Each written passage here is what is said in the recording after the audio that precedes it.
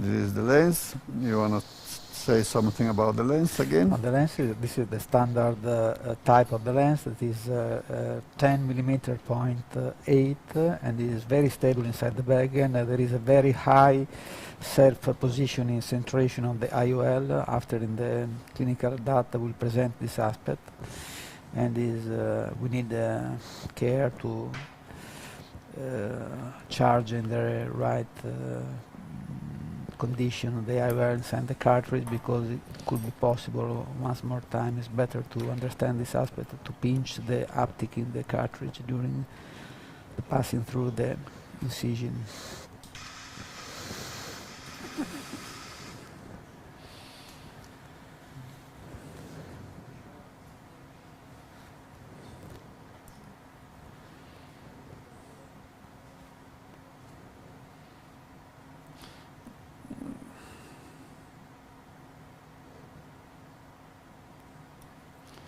I like to be very slow during this time of this part of the procedure.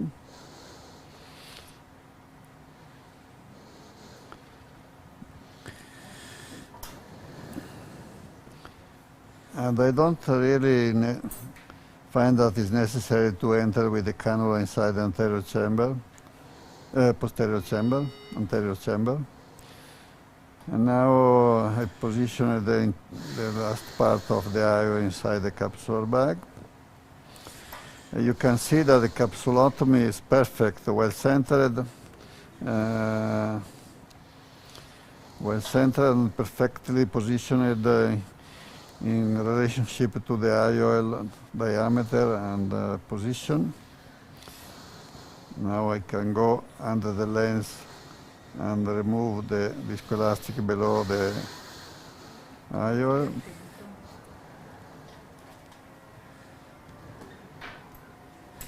The great stability of the IOL inside the bag is a plus for the toric version that is incoming in the next September.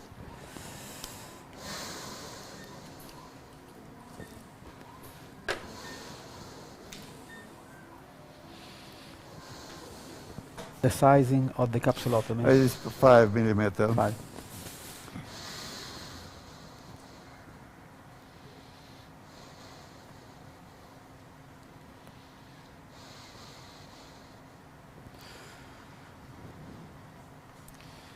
Okay. Spugnetta. Okay. I think that this kind of surgery, this kind of IOL is interesting for our patient, because the idea is really to reduce the need of glasses for near and far vision, especially for near. Most of our patients are also, myself and everybody, are using the vision for intermediate distance, and this lens could be very helpful on that concept. I want to thank you for attending the live surgery today, and I see you next time. We do live surgery every month, usually the third week of the month. I don't know about July and August, but normally we do that for every month. See you next time. Thank you. And now we have some information about the result, the post-operative results. This is our preliminary clinical data. We had experience in the last 26 eyes performed in the last 4 months with 2 months and a half of follow-up. The inclusion criteria, total corneal astigmatism less than 0.75. We performed just cataract patient, just 1 case with a refractive lens exchange. Avoid ocular comorbidities, of course. Age, the mean age 68. The power is a standard power. We did not choose any kind of patient with myopic or high hyperopic eyes condition to avoid any influence of angle kappa in the selection of our first cases. The York calculation performed with OR 2000 biometry. The selected formula was performed with the Barrett universal 2 formula with a particular lens factor related to the position of the IOL. We selected the minus nearest to 0 power, Facostan procedure, 2.2 millimeter incision and 5.5 of manual capsulotomy. We can perform a little bit higher capsulotomy for the characteristics of this specific IOL, for the plate optic IOL, so we can choose a little bit higher diameter of capsulotomy. We analyzed the patient with the focus curve, with front analysis and IOL position, performed with QVision and MF analyzer. That is a new app that we can find free on the app, and the wavefront analysis performed with the eye trace barometer and IOL position with OCT anterior case 2 from Tomei. Very high level and satisfaction for the patient for distant vision. 90% of patients with monocular uncorrected distant vision with logMAR 0.1, and in binocular condition there is a summation, and the quality of vision is higher for about 1 line. The focus curve is very high. We have no gap from near to far distance, and a very high satisfaction on the patient. And we did not prescribe any kind of glasses in our first 13 patients. This is the behavior of the IOL inside the eye. We can see the center part of the IOL with an hyperprolate part, 1 millimeter in the center. The wavefront analysis performed with eye tracing with a 3 millimeter wave scan, and we can evaluate the internal spherical negative aberration responsible of the function from near to intermediate. And this is a very important aspect, the IOL position considered with the OCT case 2 Tomei. We consider for the centration of the IOL the reference lines, that is the topographic axis, and this is a plus of the case 2 Tomei OCT.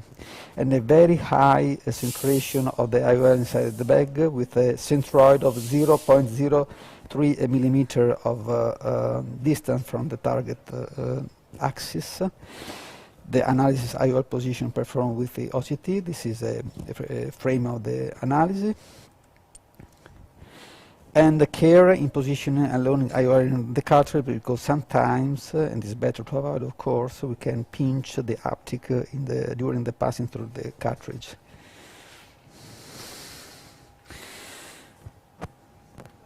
And so we can choose this kind of IOL for the quality of vision from far to intermediate to near, and avoiding the side effects like halos, glare, reported with a classic trifocal IOL. So with this kind of IOL we can have a very good performance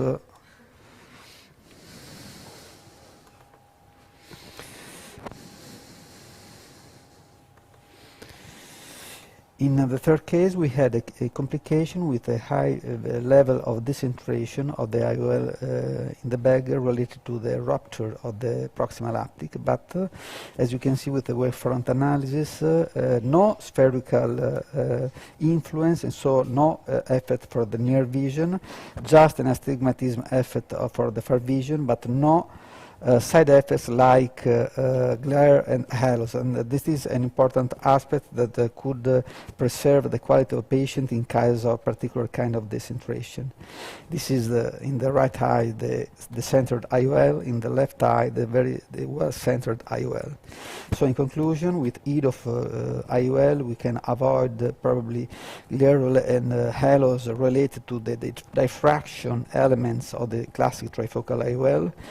This kind of lens is probably less sensitive to decentration and tilt, considering different kind of multifocal IOL. So very good cell position in the bag location, independency from centration, and very good efficiency, high quality of vision, and good binocular far vision. Thank you so much.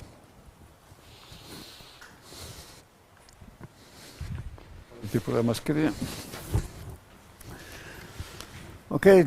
Thank you very much for attending this session today, and I hope that you enjoyed the surgery. I want to thank the company for allowing us to use this new lens, new device that I hope it will be really help our patient for the next future. I mean, I like more and more to give to my patient good vision without glasses for far and for near. I'm using many multifocals, but I'm not very happy about the multifocals in general because of glare and halos and problems. The patient are not all the time very happy. I hope that this lens will really change our situation with the patient and help them to be free glasses for near vision. Thank you, Lucio, for the invitation, and I hope too that this kind of IOL could represent for us a new standard of care for our patients. Thank you. Thank you. Bye-bye.